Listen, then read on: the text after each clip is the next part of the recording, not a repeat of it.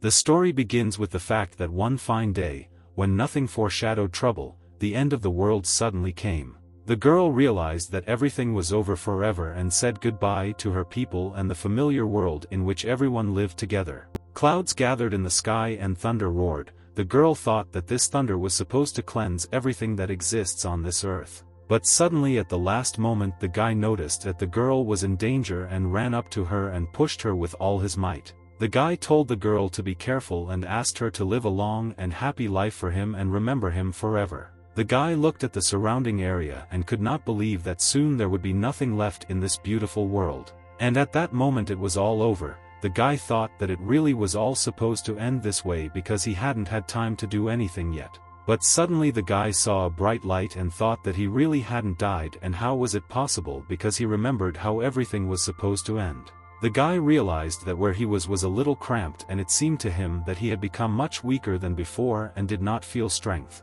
Suddenly the guy turned out to be a baby and some woman was taking care of him and changing his diaper while he was lying there and couldn't say anything. The guy wondered who this woman was who carefully looked after and took care of him because he had never seen her before. And suddenly at that moment it dawned on the guy that he somehow turned out to be a baby and began to scream from this unexpected transformation. The woman was bathing the baby and the guy, meanwhile, thought that his memory must have been damaged due to time travel. The guy only remembered that at the last moment the end of the world began and he pushed a young girl and then suddenly passed out. The guy realized that his memory had shattered into pieces and he did not realize what really happened. He didn't remember many events. But the guy realized that this woman treated him very well and took care of him as if she were her real child and made him happy in every possible way.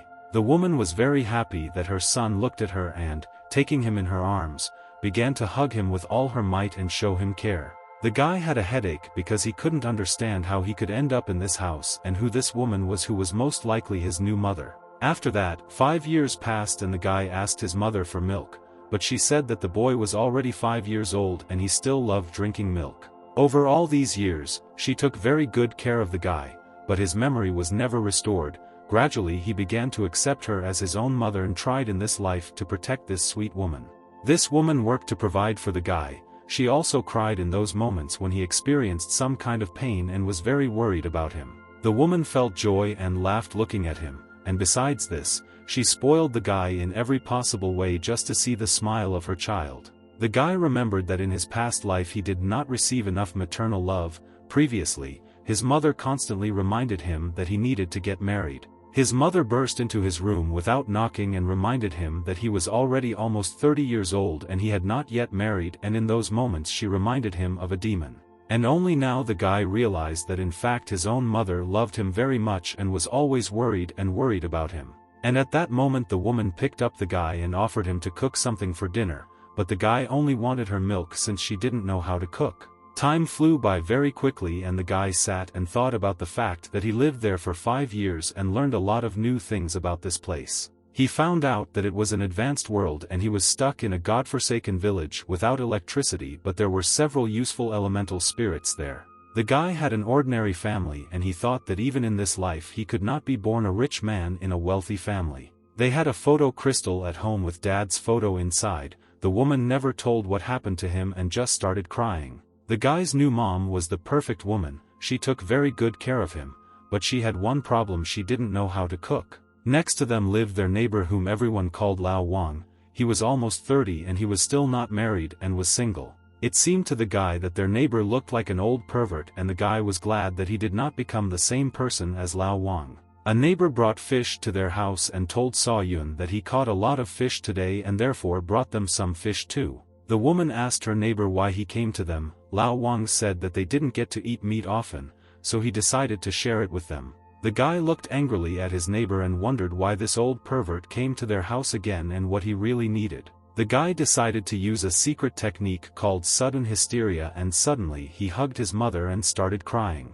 The guy said that he was very scared and asked his mother to get rid of this scoundrel and said that he was a bad person. Lao Wang stood in bewilderment and did not understand why this little guy disliked him so much and always tried to kick him out of his house. The woman asked Brother Van for forgiveness and said that unfortunately she could not accept this fish but thanked him. She said he was a good man but he didn't have to take care of them. she said that she had a son and she didn't need anything more in this life. The guy was very happy about this and stood and laughed, and the woman hugged him and said that he would never hurt him and would always protect him. Lao Wang was very upset by this answer, but finally smiled and thought that very soon everything could change dramatically. Meanwhile, the guy was sitting on the windowsill and looking at the heavens. Sometimes he missed the old land, his body, and also his wife. And suddenly at that moment clouds thickened in the sky and lightning struck. The guy was perplexed that he really should have remembered his wife, and then a thunderstorm began. The guy thought that it really all started because of him, and suddenly looking at the thunder the guy was surprised and realized that he had already seen this phenomenon before.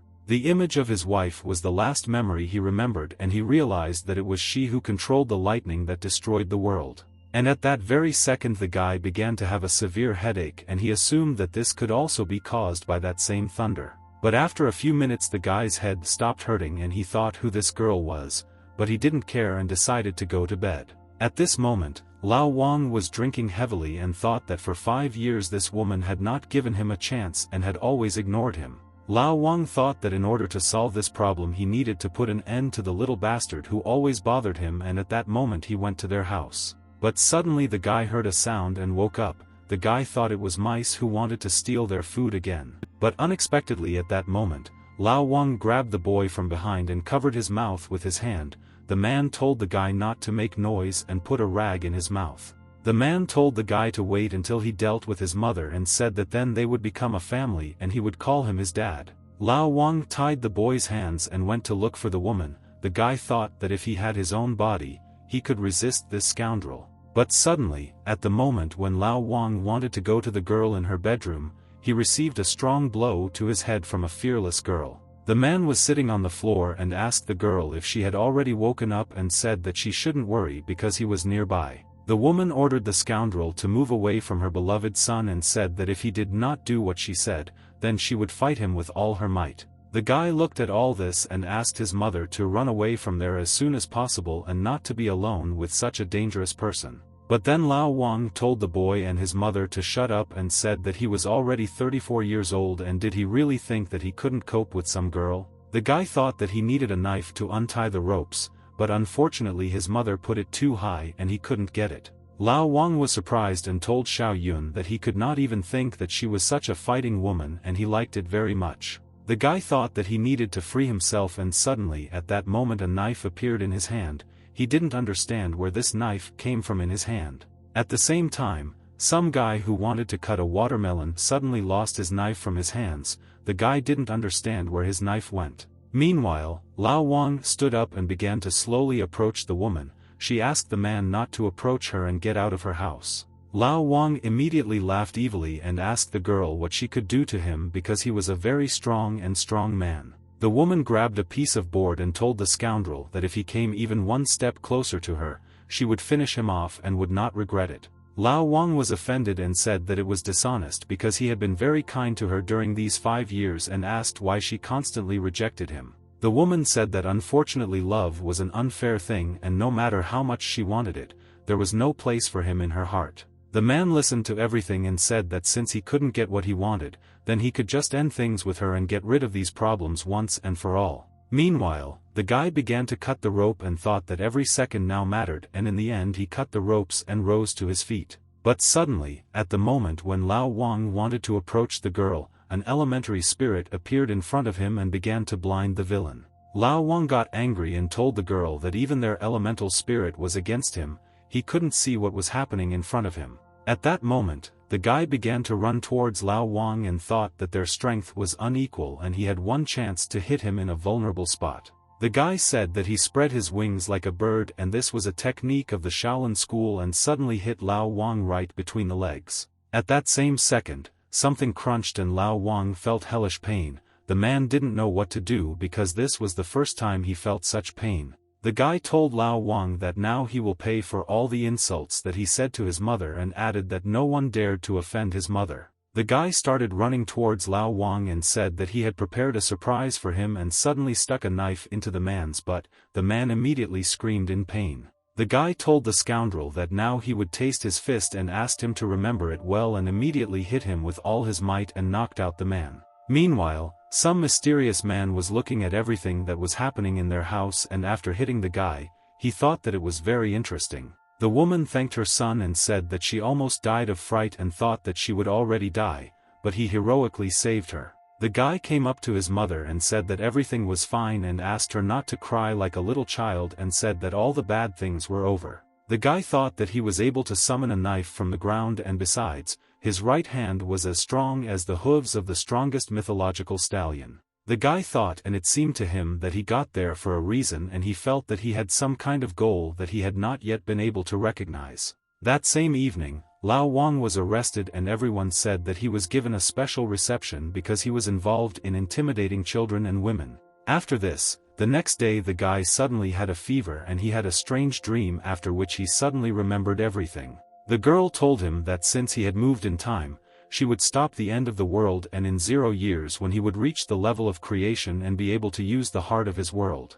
She said that otherwise she will not stop and will destroy all rotten humanity to give the world a new beginning, and all people will disappear from this land. The guy told the goddess that he was crushed by a stone on the ground and said that he had one request and asked to give him some superpowers or help with something else. The goddess did not answer the guy and he wondered why she was silent, and did he really ask too much to ignore him? The guy thought that the goddess didn't like him and she changed her mind about stopping the end of the world. The guy thought that superpowers wouldn't hurt him now. But unexpectedly, after a long pause, the goddess answered the guy and said that he was too weak and therefore he hoped for a lot. The goddess said that first she would strengthen his astral body and his spiritual elemental and meta powers should increase several times. And she would also increase the capabilities of his hands by making them more powerful and stronger than those of ordinary people. But it seems that only his right hand could change. The goddess said that the guy would now be able to call on things that he once touched on earth, but he could only do this if they did not have a soul. She said that she would seal all her knowledge about the creation of worlds and life energy in the ocean of his soul, and everything he would need in the future would be stored there. The goddess said that as he improved, the seal should slowly weaken and gradually all knowledge would be revealed in him. The goddess continued and said that in addition to telling the truth, he died of fright, and she herself did not understand how this happened and therefore decided to make him a spirit. The guy was in shock and couldn't believe his ears and thought that he really could have died so stupidly and couldn't even show himself in all his glory. After this, the guy opened his eyes and now everything became clear to him and he understood why his hand became so strong and how he was able to summon a knife from the ground.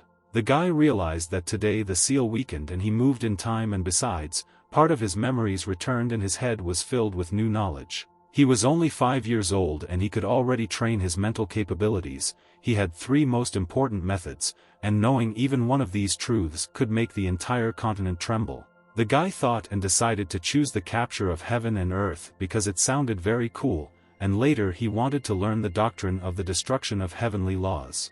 The guy felt how heavenly and earthly forces accumulated in his body, and he felt an incredible surge of energy that enveloped everything inside him. And finally the guy reached the first level, because many said that even geniuses had to spend at least 6 months to achieve this. Because of the goddess's power, now the guy could improve too quickly and improve and reach the limit earlier than he really should. To begin with, he decided to try out his new powers, and the first thing he decided to do was test the power of controlling objects, and suddenly he began to control the knife.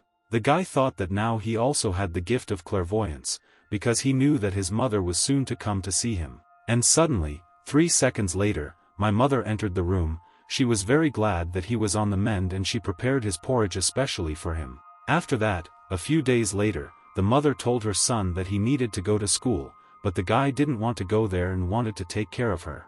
But the woman fiercely asked the guy again if he wanted to go to school, and then, out of despair, the guy agreed with her proposal. The guy had to go to school, but he already had so much knowledge, but the school was a good cover for him. The next day was registration day at school. A lot of people gathered at the school who wanted to get an education, and the guy said that there were too many people who wanted to study there. But suddenly the guy saw a fat boy who was bypassing the line and going inside through the emergency entrance. He didn't like it very much. But right there, the girl asked the guy to be quieter and said that it was the son of a local rich man who paid a considerable sum to get there. The guy was very upset and realized that this world was no different from his world, and even here money opened any doors and solved all problems. And then the guards of one rich boy said that the poor will stand in line all their lives and complain about everything while rich people rule the world. And suddenly a rich boy appeared there with a bag of jewelry in his hand and ordered all the common people to bow before him.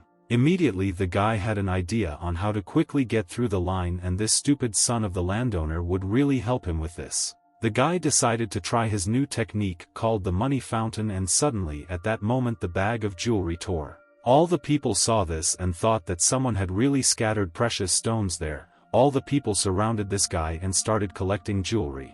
The guy took his mother by the hand and asked her to run faster to the reception while all the people were distracted by collecting other people's wealth. Eventually they reached the reception desk, and the man called test taker Yu Shaoxi to come up to him and he would explain all the details to him. The man asked Shaoxi to put his hand on the ball of elemental power, and if it did not glow, the test would be failed, and the brighter the glow, the greater the power. The guy approached the ball, and when he touched it, suddenly a blue glow appeared everywhere, and the guy didn't understand what kind of ball it was. The selection committee was surprised and shocked because they had seen a lot in their lives, but they had never noticed such a reaction from the ball. The man thought that such strength and level even exceeded the limit, and he had never met a person before who could use elemental power so unconsciously. The head of the selection committee ordered his people to immediately report this to their main person and said that they had a genius. Shaoxi told the man that he actually wanted to go to the military system, and the guy was not at all interested in laws. The man said that after they finished the exam, he would take him to test his strength. The man realized that now the guy needed to be given time to cool down. After this, Shaoxi tested his spiritual strength, and the man was surprised and said that he had not seen such an outstanding person for a long time, and he was obliged to enter his faculty. The woman looked at all this and was proud of her son. She thought that she had a talented son worthy of his father. The man told Shaoxi that he had the last exam left for the attribution of elemental strength, and besides that, a respected person wanted to meet with him. And suddenly, at that very moment, the vice-rector appeared in front of them and said that he himself personally wanted to conduct an exam for this guy. And suddenly at that second the vice-rector disappeared and appeared behind the guy. Shaoxi was very surprised that this man managed to move so quickly. The vice-chancellor said that at such an early age, Shaoxi showed the level and could become an outstanding thinker in the legal system. The guy said that he wanted to go into the security system and be a warrior in battle because he admired the knights from the films he watched as a child. The vice-rector said that he had not seen those films that the guy was talking about, but if he wanted it so much, he would take him to the exam. The man asked the guy's mother not to worry and said that he would take him to the exam. The guy told his mom that he would take first place. The woman laughed and told her son that it didn't matter what place he took and asked him to just try to do it and win. After that, they moved to this place, and the vice-rector said that this was the first site where they checked the general level of their strength. The vice-rector asked the guy to go downstairs and said that his profile had already been added to the other participants and all he had to do was speak. Shaoxi realized that compared to the last exam, there were many more people there and the children had to fight to get in. At that moment, the announcer called a guy named Toba Tian to lift this ball, and he wanted to show everyone his strength and coped with this task and raised the ball.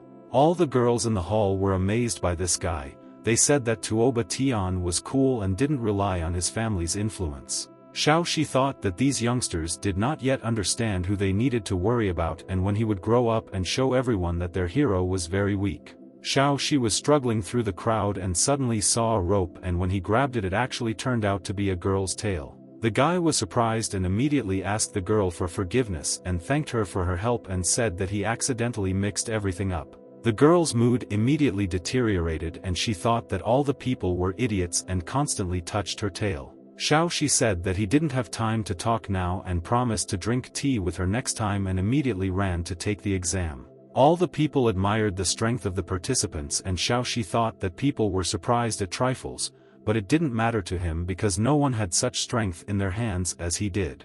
After that, a guy named Lei Li, nicknamed Big Brother, came onto the stage and easily picked up this stone and held it in one hand. Shaoxi was not interested in this, and he told all the admiring people that they had not matured at all and he was disappointed in them. The guy told Shaoxi that he heard all his words and said that if he dared to say such things about Big Brother, maybe he himself should have gone out there. And next the announcer called Xiao Shi to the stage. The guy told everyone that it was his turn and promised to show everyone what a real man should look like. Xiao Shi began to climb up and all the people present said that he could not move this stone from its place. The guy grabbed the stone and began to lift it with all his might and motivated himself and said that he would succeed and he needed to believe in it. The girl looked at all this and realized that that eccentric's name was Yu Xiaoxi and wondered why he introduced himself to her as Wang Xiaoming. Xiao Yu realized that the difference in strength between his right and left hands was simply huge and he could not disgrace himself at such an important moment. His right arm did not feel the load at all, but his left had no strength at all. The guy hoped that the stone would not roll onto his left hand. But suddenly Xiao Shi dropped the ball. The announcer said that the ball was raised for a while and it was the lowest level of strength, and the announcer asked the next participant to come on stage. The audience began to laugh at him and said that this idiot was showing off in front of them and that he himself was even a weakling. Xiao Shi began to leave the stage and thought that he was a grown guy and these little guys were laughing at him because he was just not used to using his power. Xiao Shi noticed that there was a second testing site. The second test site was a treadmill to test cardio. But the same two guys who laughed at Xiao Shi were standing there. Xiao Shi looked at the field and realized that it was similar to the field at his university. Xiao Shi decided that he would not talk to these two youngsters because he was already a wise uncle who understood everything. And then the cat girl Loli approached the guy. They were called strangers there and the guy had never met such people before. Loli told the guy that he should have beaten these two guys. All people called the aliens the lowest nation and considered them an intermediate race that belonged to the orcs. More precisely, they were descendants of people and orcs. Xiao Shi said that he didn't care that Loli was a stranger because the girl with cat ears looked very cute and he thanked her for her support. Meanwhile, Xiao Shi stood on the treadmill and the man gave the command to start jogging. The guy thought that all he had to do was run well. Xiao Shi quickly broke away from the others and the guys were surprised why he ran so fast from the very beginning because they had to run 50 laps. The guys ran to the end and finally calmed down and thought why this scoundrel was showing off so much in front of them and wanted to show himself. The guy looked at Xiao Shi and said that somehow he still managed to escape but he had a feeling that he would soon run out of gas. Meanwhile, Xiao Shi slowly and laboriously moved along the path and thought that he could no longer run and needed rest. Xiao Shi slowly reached the finish line and thought that before, as soon as he started running at such a distance, this immediately happened to him. And suddenly at that moment the guy felt very dizzy and fell to the ground. The guy asked for help and could not move. The doctors quickly ran to Xiao Shi and told everyone to get out of the way and said that the patient had an extremely serious condition. The third platform was to test the impact force. The girl asked all the people who had not yet participated to go with her to the site. Suddenly Xiao Shi heard these words and immediately woke up and asked if it was really about testing the strength of the blow. The doctors were very scared by this. The guy's mood immediately lifted and he said that if there was a test of the force of the blow, then he was back in business and was ready to surprise everyone. The girl asked all the contestants to wait and said that she would now tell them in detail about the third platform to test the strength of the impact. The girl said that on the site of the competition, according to the force of impact, there was an absorbent magic stone that absorbed physical activity. An ordinary person, even if he used all his power, would only be able to leave a small imprint, but the most valuable thing about the stone was that it could independently repair damage. The girl said that the competition was about to begin and she called a participant named Ling Shi to be the first to believe in strength. The woman asked the girl to quickly get up to the platform and asked her to use all her strength to cause good damage. The girl with cat ears thought that she understood all the rules perfectly well without being told and she would not allow that group of ignoramuses to mock her. The girl carefully prepared herself and, focusing all the energy in her hand, she delivered a powerful blow to the stone and left a large dent there. The same guys who laughed at her got very scared and told each other that she could easily kill them next time. The girl was surprised and said that it was a very good indicator and the highest level and it brought fame to the girl. The next participant was Zhen Han. It was the same guy who mocked the girl and when he hit him, he broke his arm. The next participant after him was Li Ji, a friend of that same guy, and after the blow he began to scream in pain and his hand was swollen. The next member after them was Lei Li. He said that he would now show everyone a master class and demonstrate real strength. Jen Han and Li Ji stood traumatized and wished brotherly good luck and said that he was the strongest guy in this city and no one could compare with him. Lei Li gathered all his strength in his hand and, taking aim, dealt a crushing blow to the stone and left a large mark there. The vice-rector thought that this year a large number of promising applicants had come to their school and they could reach the level of hermits. The girl praised Lei Li and said that it was an excellent blow and it showed the highest level of strength and it was an excellent indicator. Meanwhile, Xiaoxi slowly reached the third platform and the next participant was himself. He got there and asked everyone not to worry about it. The girl thought that it was really the same child who attracted the attention of the vice-rector, known as a fair official, and told Xiaoxi that he could go to the stone. Xiaoxi smiled and told the girl that she had a beautiful face and also praised her figure and said that she looked just great. The guys present were angry at Xiaoxi and wondered how this idiot suddenly got the courage to pester his little sister. Xiaoxi approached the stone and the vice-rector said that this child should have realized that he could not get everything he wanted. Xiaoxi looked closely at the absorbent stone and thought that it was quite a large block and such a one was difficult to find on the mainland. But suddenly two guys called Xiaoxi a show-off and asked him not to hit him too hard and said that he would cry if he hit him hard. Xiaoxi looked at them and thought that he had just said one phrase about their elder brother and now they were constantly teasing him. Xiaoxi asked for a bet and said that if his result was better than Brother Li's then they should call him Grandpa. The guys agreed to the bet and said that it seemed like he couldn't come to terms with defeat and asked him to get ready for another shame. Xiaoxi prepared well and, taking aim, delivered a powerful blow to the stone, as a result of which he broke the stone into smithereens. After this, Xiaoxi smiled and told all his critics to quickly call him Grandpa and salute the older generation.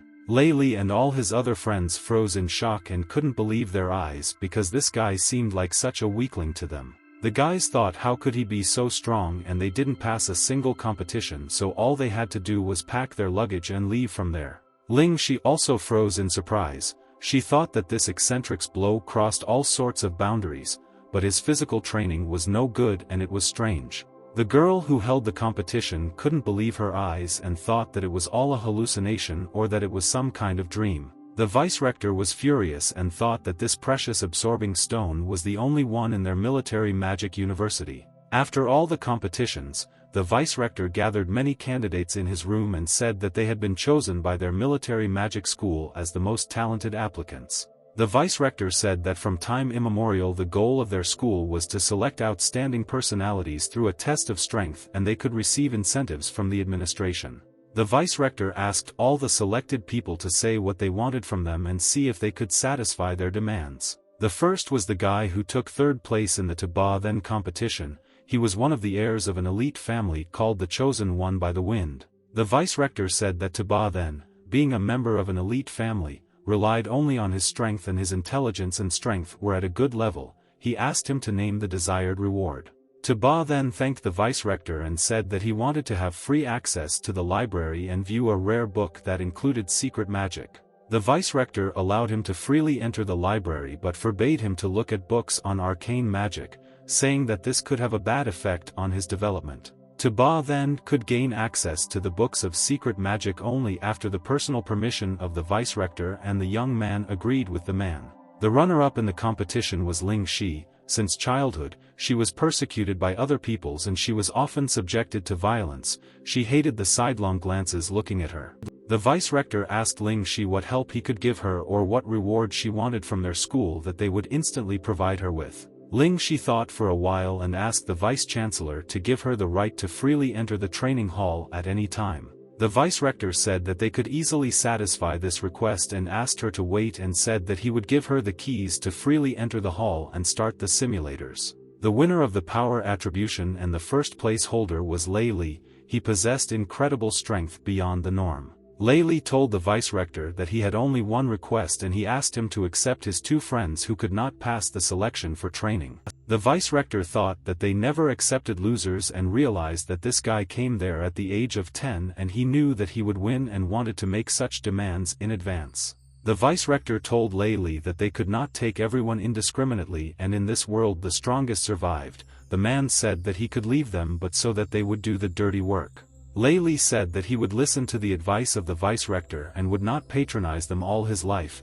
he agreed with the vice-rector and thanked him. Finally, the unplanned first-place winner was Xiaoxi. The rest of the unplanned participants did not score the required number of points, so they considered him. The vice principal thought that he still had not left after the scene of that scoundrel breaking their magic-absorbing stone. Xiaoxi asked to find his mother housing at the university because she couldn't stay at home alone, and he said that if they couldn't do this, then he didn't have to study there. Xiaoxi thought that with such an answer he intimidated the vice principal because he could not allow such a talent as him to leave their school, but in any case, he could just leave this school. The vice-rector thought that this guy could create problems, but he liked the fact that he was very brave, and for the sake of his mother he dared to talk to him in such a tone.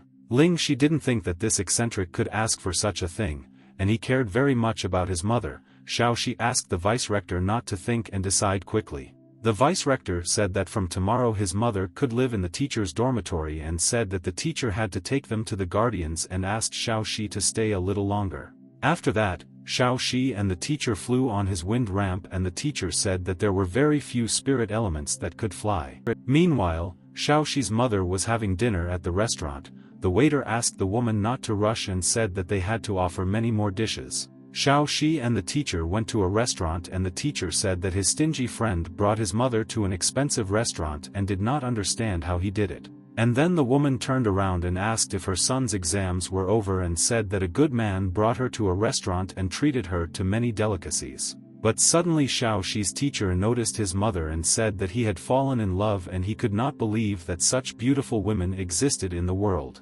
Xiaoxi looked at all this and thought that his teacher turned out to be a pervert, and suddenly immediately dealt a powerful blow to his face. Xiaoxi told his mother that the vice-rector allowed them to live together in the dormitory, and the waiters didn't understand if this guy really drove the teacher's head into the ceiling. But his mother suddenly became very nervous and asked her son if they could live together in a dormitory at his new school. After all these events early in the morning, the guy was very late for class and ran with all his might to be on time and not to skip another lesson. The guy's name was still Yu Xiaoxi, and today he had been in this world for 5 years, and slowly he began to get used to this world. Some time ago, relying on his natural talent, he entered the university and received special permission from the vice-rector, and now he lived with his mother in the dormitory. The neighbors in the area took care of them and sometimes offered Xiaoxi's mother dirty work so that she could earn a living, but they paid her very well. But among some clients there were very strange men with dirty intentions who did not want cleaning at all.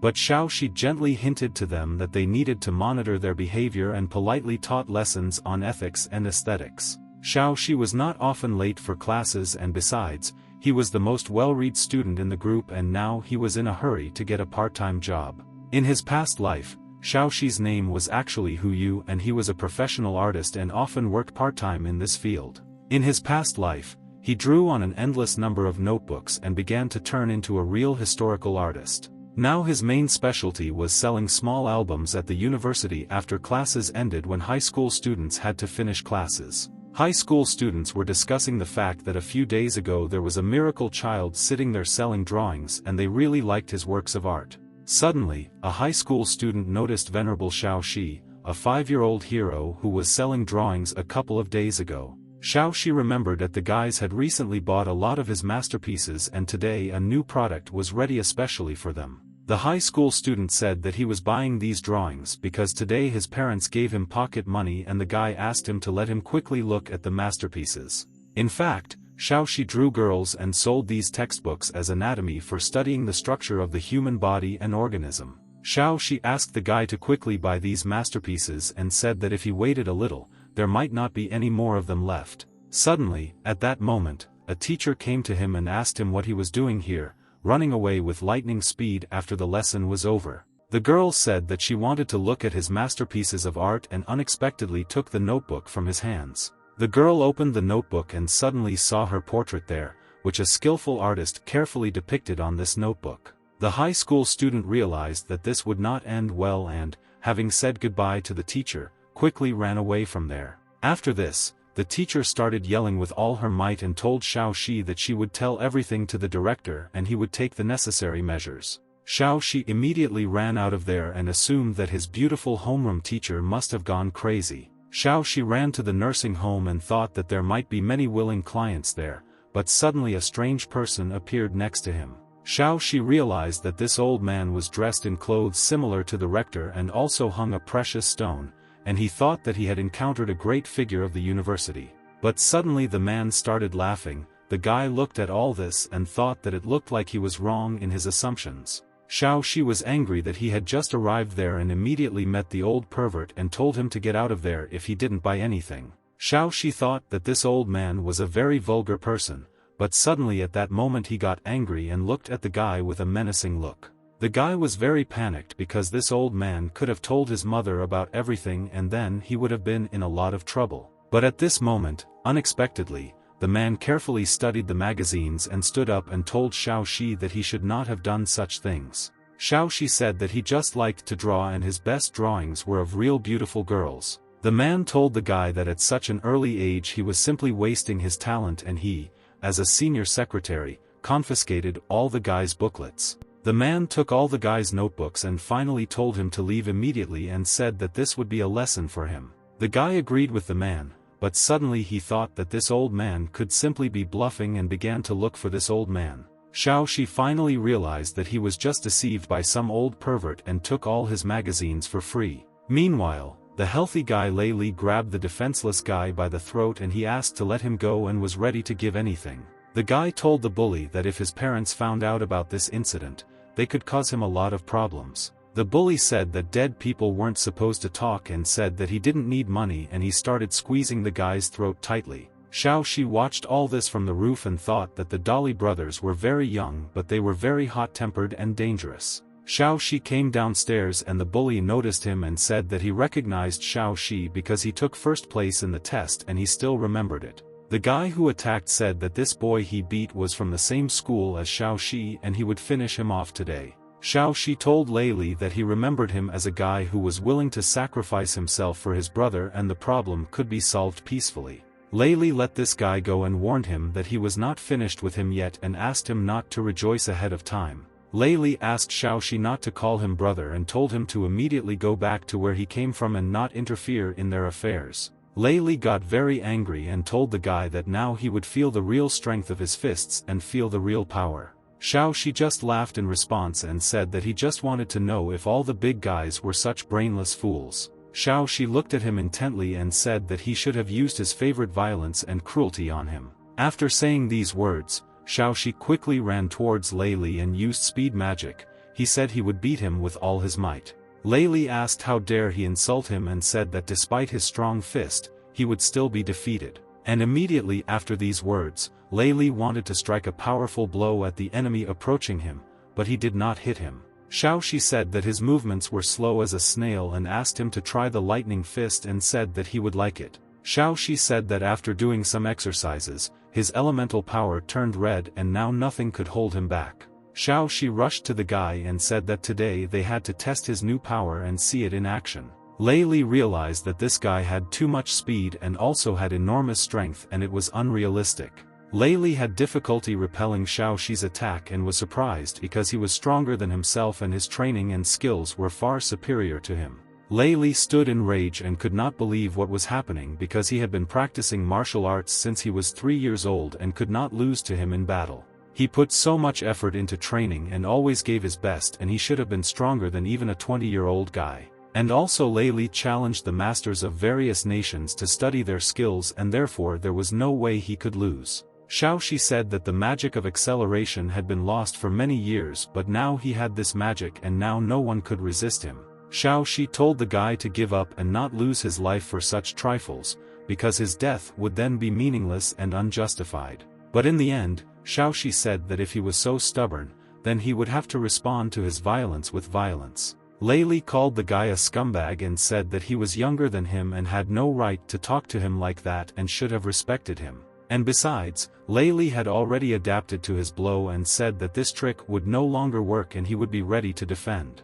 Lei Li's main goal was to intercept his blow before he could deliver it because the guy had little experience in combat. Xiao Xiu guessed what Lei Li wanted to do, but he was no longer able to dodge his planned strike. Lei Li approached the guy and wanted to deliver a powerful blow, but suddenly Xiao Shi put up a barrier in front of him. Xiaoxi smiled and asked the guy if he was surprised and if this came as a surprise to him because he was sure that he would crush him. Lei Li was very surprised and could not believe his eyes. He wondered how it was possible because it was science fiction. He had not heard that in this world there was a magical shield that could move behind a person's movements, and he thought that it was impossible. Xiaoxi said that nothing was impossible and there were a lot of things that he understood, and he advised the guy to forget about violence. Lei Li thought it was disgusting because Xiaoxi didn't play by the rules and obviously he was a suicide bomber with that style. And then Xiaoxi dealt a powerful blow to the guy's face and told him to calm down because he only used 2 techniques. From such a strong blow, Lei Li flew into the distance and Xiaoxi was finally happy that this idiot was silent. Xiaoxi was very tired and thought that Lei Li made him tired because using a magic shield took a lot of elemental strength. Xiaoxi realized that Big Brother Li was very strong and in the end he lost to him not in vain because after losing in the competition he practiced a lot. And besides, by studying the technique of creating the world, Xiaoxi managed to increase his spiritual capabilities and use his intelligence in battle. Xiaoxi was pleased that he finally managed to test his abilities in a real fight and find out his level. Xiaoxi approached the guy and asked him not to die because he looked like Lei Era, the eldest son of the clan head, because then he would not be able to get rid of problems. Xiaoxi told the guy that he would now take him to the nearest hospital where he would receive help, but suddenly Lei Li ordered them to stand still. Xiaoxi was very surprised that even after such a heavy blow he could remain conscious, and besides, he went crazy. But suddenly at that moment Ling Shi stood on the roof and asked the guys to stop this useless slaughter and think with their heads. The girl said that yesterday the heir of the Talei Ar clan disgraced the Lei Li brothers and therefore he wanted to take revenge on this guy. Yesterday after school, the Lei Li brothers helped clean up the school grounds, but Lei Ar and other majors came there to mock them. The guy thought that it was disgusting and these majors had to pay for it and suddenly hit Lei Era on the head with a broom. Lei Ar got very angry and told the simple beggar guy that how dare he hit him and said that now he will get what he deserves. As a result, the 2 guys who were cleaning the area were severely beaten, and the boy whose name was Xiao Hao was especially injured. The girl said that this guy was now lying in the medical building and was waiting for a huge man for treatment. Lei Li told the girl that she really saw everything and asked why she didn't help them because she carefully watched how his friends were mutilated. The girl asked why she had to help them, because everyone considered her a stranger and teased her, and in this world only the strongest survived. Lei Li shouted and asked why she appeared there then because his personal affairs had nothing to do with her and Xiaoxi. The girl told Lei Li that she originally did not intend to interfere in his affairs and said that she came there for Xiaoxi. Xiaoxi was very surprised why this girl was looking for him and asked her what she needed from him and why she followed him. Ling Shi asked the guy why he deceived her because it was obvious to her that his name was not Wang Xiaoming and it was a fictitious name. Lei Li got tired of listening to their conversation and told them to get out of here and not stop him from incinerating this overgrown guy from a very rich family. The girl continued and asked Lei Li to take the money and go save her brother, because otherwise he would not have survived today. Lei Li was very angry and wanted to hit this girl so that she would get away from him and not interfere with his planned activities. But Ling Shi instantly dodged his blow and asked the strong guy if he really had problems with his brain, and when he saw the man he immediately entered into battle. The girl immediately scratched his face and Lei Li grabbed her hand and said how dare she spread her claws and said that she had finished her game. Xiaoxi immediately put the guy on the ground and told his sister that he would instantly help her and save her from the insidious villain. Xiaoxi quickly ran up to Lei Li and hit him with his powerful fist on his arm and told him to quickly let go of the cute girl. But suddenly at that moment their teacher appeared there and ordered all the students to quickly stop the massacre that had started and tied everyone up. After this, the vice-rector scolded all 3 students and asked them if they really wanted to give him a heart attack and if they really wanted to be kicked out of there. Xiaoxi got angry and asked why then they didn't punish the major who started this whole brawl, but he went unpunished. Xiaoxi asked if anything was possible for the sons of the clan head and said that he noticed that this university has an undeserved reputation. The vice-rector got very angry at these words and asked the guy how he dared to say such things about their amazing and honest university. The vice-rector told the guy to respect his mentor and his parents, and she said that he would not tolerate insults towards the academy. Xiao Shi called the vice-rector an old senile and said that the words he said hurt him and that's why he was now intimidating the little boy. Xiao Shi got very angry and said in a raised tone that all his life he hated people like him who were sheep and obeyed rich people. The vice-principal was furious and called Xiao Shi a little rascal and warned that he could not take back such words and would be punished for such behavior. And suddenly, after that, everyone present felt such a heaviness, as if a mountain had fallen on them and lay on the ground and could not move. But Xiao Shi stood on his feet and told the vice-rector that he did not go back on his words and said that they were all equal and he was no better than himself. The vice-rector told the guy that the struggle for power at the university among students was not easy and equality was the word with which weaklings deceived him. On the second day after this, an announcement about the punishment came out. 3 people were punished by the university and imprisoned in the Tower of Empty Souls for 30 days. Meanwhile, early in the morning, all the interesting things were unfolding in the administrative building of the Military Magic University. The teacher approached the vice-rector and said that Brother Lei Li and Li Ji woke up yesterday and their condition was stable and they were recovering. The vice-chancellor said that it was good and the university administration was still investigating the matter. He asked if they really wanted to blame Lei Li for beating to Lei Era. The teacher said that one of his relatives in the department tried to get Lei Li expelled, but the head of the university prevented this. She said that this time the deputy dean pulled out Ling Shi and Xiao Shi and it was thanks to him that they escaped with only punishment and were not expelled from the academy. The vice-rector said that in this case, Lei Li could continue his studies. He said that all 3 had to be diligent and last until the end of the punishment.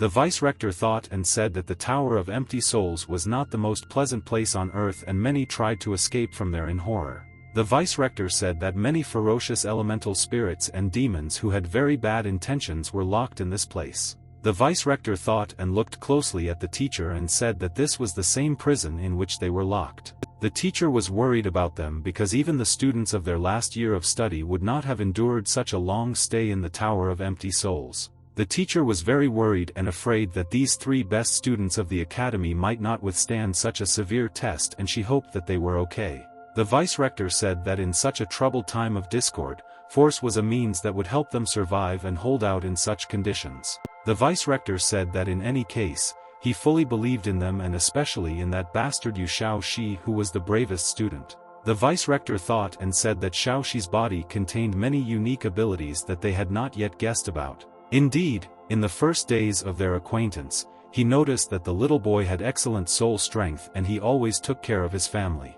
And after that, at the 3rd stage of the competition, he noticed that the guy had enormous strength and with one blow he broke their magic stone. And at their last meeting, he noticed a strange energy that manifested itself in him and he became a very aggressive and sensitive guy. However, the secret list he received contained something interesting. Since time immemorial, it was distributed only among the strongest and was never announced to the common people. Xiao Shi's mother seemed very weak but she was on this list and the black market was willing to offer 10 billion yuan for her capture and she was wanted. Since Xiao Shi was now their student, they could not close their eyes to this and despite his impudence, it was clear that his heart was filled with kindness. And then suddenly the vice-rector burned the secret list because he didn't want to look at this announcement anymore because it upset him greatly. The vice-rector told the girl not to tell anyone about this list yet, or even the administration, because he had to discuss the necessary measures with the head of the university. The teacher agreed with the man and said that this would remain their secret and none of the strangers would know about this information. Finally, when leaving, the teacher smiled and told the vice-rector that if he was worried about the students, he could tell her about it and not look at them with a gloomy face.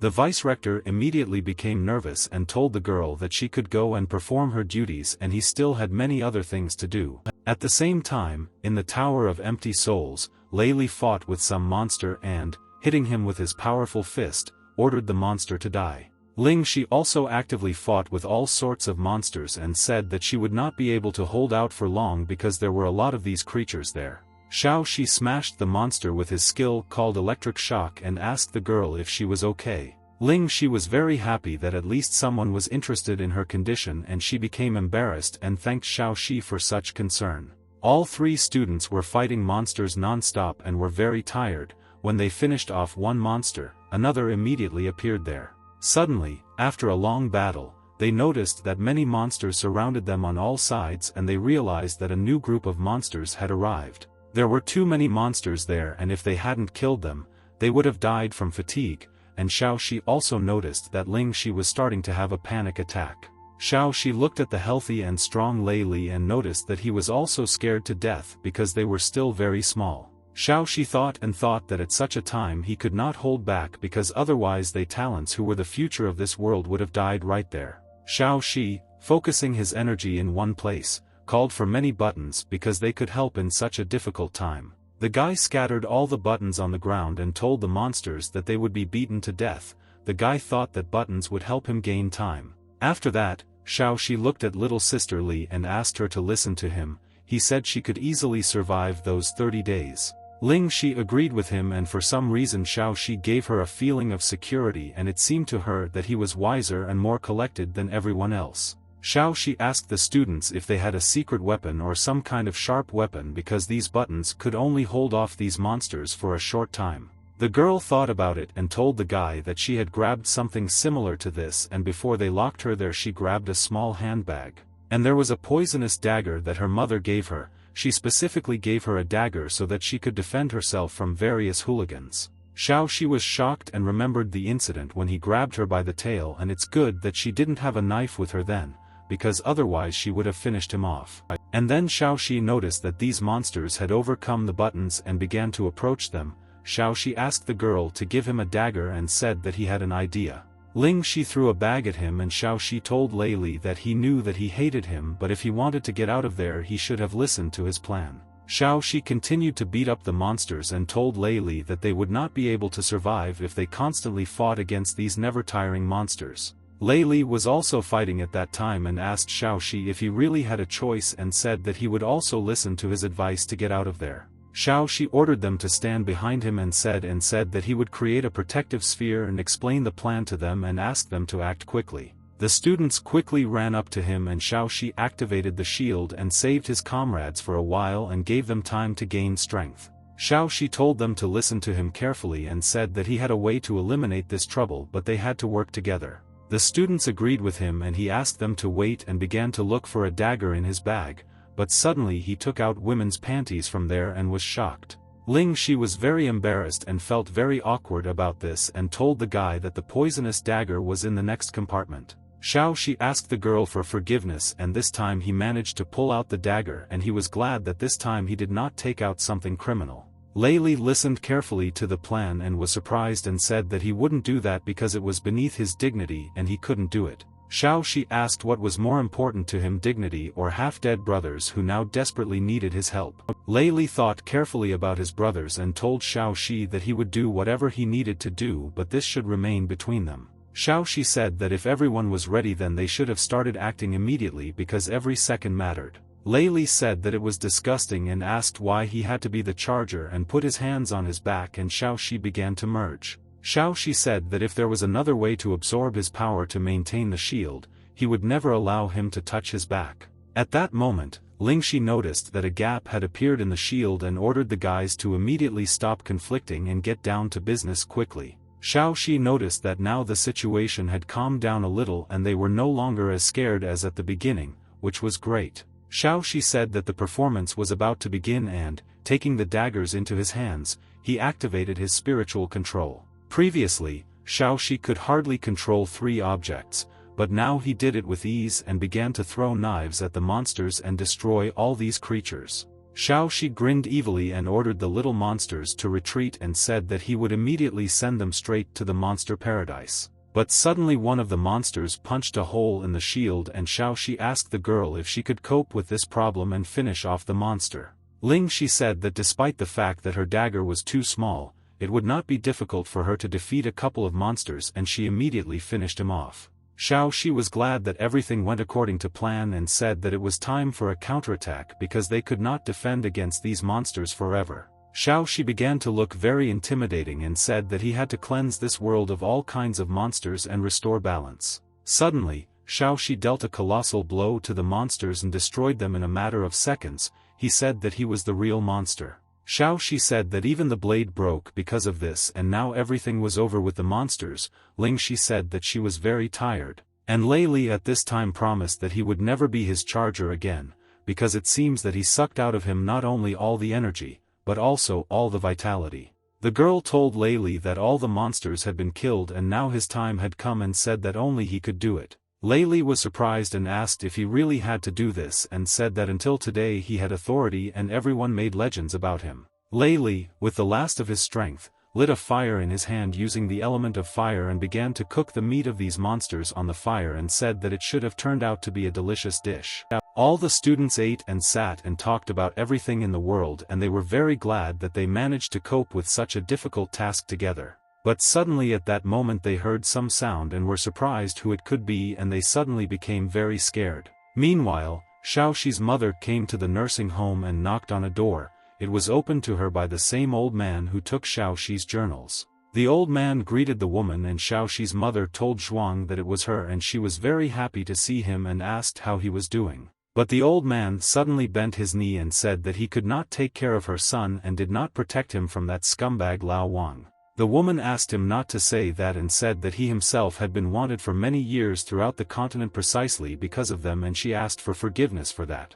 Zhuang said that he was not worried about his search, but he told the girl that because she had been hiding for 5 years, now they wanted to find her and put her on a secret list. The woman listened carefully to Zhuang and asked him if this could somehow negatively affect the rehearsal of her son's academy. The old man asked her not to think about it and said that the head of the university was young and owed him his life and now it was time to repay the debt. The woman asked dear Zhuang if he had ever regretted following her at least once over the years because she didn't want to drag him into this. The old man said that from the moment she asked him for help 100 years ago, he was ready to sacrifice his life for her sake. Zhuang asked her to go home and continue the conversation there because he knew her purpose for today's visit and therefore prepared everything in advance. The woman came into the house and sat down on the sofa. She said that she was very worried about Xiaoxi and didn't know how he felt now. Zhuang said that the vice-rector overstepped all boundaries this time because the Tower of Lost Souls was not a place where a 5-year-old child could survive.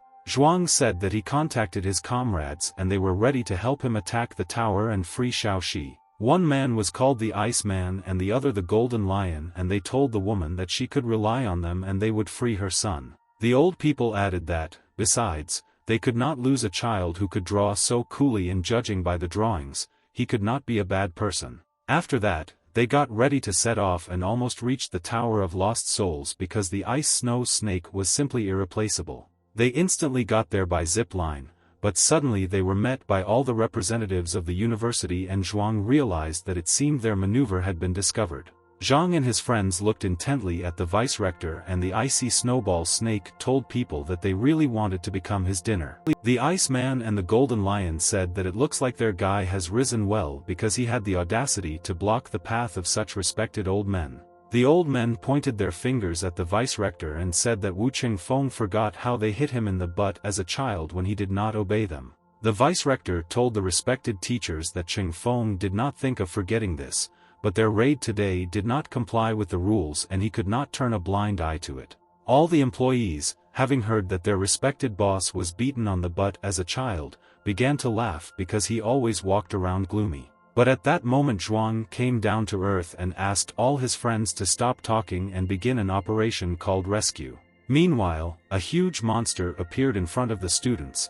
They were all frozen in place from fear and shock and did not know what to do next. Xiaoxi asked Lei Li and Ling Shi to stand in his shield and quickly prepare for the inevitable attack with this huge monster. All the students immediately ran up to him and Lei Li, without any questions, again became his charger and hoped that the shield would withstand the monster's blows. Xiaoxi was very surprised because his shield could not even withstand one blow from the monster and he could no longer block its blows and therefore he had to dodge the blows. Xiaoxi told the monster that it was not tasty and it was better for him to eat Lei Li because it consisted entirely of meat and fat. The girl looked at all this and thought that it looked like she would have to resort to extreme measures and began to slowly remove her collar. Ling Shi removed the seal and activated half-mad mode. In this mode, inherited from the orcs, her blood boiled and her body developed rapidly. But she had no more than 20 seconds and she no longer wanted to watch how people who treated her well died before her eyes. Meanwhile, Xiaoxi defended himself from the monster's fangs and thought that he had not yet reached the level of creation and had to give up his life there. The girl thought that even with madness she would not be able to finish off this monster, but first of all she needed to save Xiaoxi. And Ling Shi fearlessly and instantly jumped towards the beast and, using the claw of destruction, caused serious injuries to the monster's paw. Lei Li understood what the orc's madness looked like, but it couldn't last forever, so he wanted to distract the monster so that the two could escape from there. Lei Li began to distract the monster in every possible way, and in the meantime the girl asked Xiaoxi to quickly tie a bell around her neck and the guy agreed with this. Ling Shi sat down on the ground and said that she needed to rest a little and recuperate, and so now she only relied on two guys. Lei Li continued to distract the monster and, noticing its claws, said that if this monster reached him with its claws, it would break all his bones. But suddenly the monster stuck out its tongue and Lei Li said that it was unfair because he was driving him into a corner and he had nowhere to hide from the monster. Lei Li stood in horror and did not know what to do next because this tongue was huge and he could not escape from there or at least somehow protect himself from it. But suddenly a small radio-controlled car appeared there and Xiaoxi asked the monster to look at his luxurious car. Xiaoxi ordered Lei Li to find a column and hide behind it and said that such creatures had poor vision and only reacted to moving objects and he would not be able to attack him. Lei Li quickly listened to the guy's advice and asked if this was true and where did this moving radio-controlled box come from. Xiaoxi said that this was the absolute truth, because this was the most favorite creature that his teacher taught him about in class. The guy remembered that during class the teacher made him stay after class and gave him a personal consultation. The frogs had a pair of bulging eyes that were very sensitive to movement, but as soon as the object froze, nothing was visible in their eyes. Meanwhile, the monster caught up with the radio-controlled car and ate it, while at the same time Lei Li tried not to move and not make unnecessary sounds. But suddenly the monster broke the column and Lei Li said that meeting Xiaoxi was the most unfortunate event in his life and he regretted it. Meanwhile, the teacher from the academy said that Zhuang had enormous fortitude and his body seemed to be nailed to the ground and he could not move. Zhuang told his faithful brothers that it seemed to him that they had returned to a time when there were wars and civil strife everywhere. The vice-chancellor asked his people not to be afraid to attack with full force, because these three masters single-handedly fought against the entire continent. The vice-rector asked his subordinates to follow his energy and show him what they were really capable of and not be afraid of anything. The Bigfoot asked his friend not to participate in the battle and to stay and take care of the ladies, and Zhuang did not think that they could withstand their fortitude. The Golden Lion said that old age was not a joy and I took off my cloak and said that they put a lot of effort into defeating these suckers. A university representative said that the older generation was always dissatisfied with the young and used the skill purple tongues of fire. The university representative turned into a bird and wanted to get at the old man, and the Golden Lion said that he had not exercised for a long time and his muscles were stiff. The old man rarely managed to go out for a walk and play sports, but when the children frolicked nearby he felt young again. The Golden Lion grabbed the bird by the throat and asked if the teachers didn't teach them that soldiers should fight face to face and not cheat. The old man stuck the bird's head into the ground with one blow and said that now the founder will teach them the culture of battle and give them free lessons. The old man told the guy that he had to respect his elders and there was no need to give up, because old people were the treasure of the family and they had to be treated with love. Bigfoot said that it looked like the guys had already started the party, which meant that it was time for him too to teach them a couple of lessons and began his transformation. Bigfoot used his skill called 10,000 Leaf Freeze and froze everything around him. Representatives of the university were scared because it was very fast and they had not yet had time to do anything and half of their body was already frozen.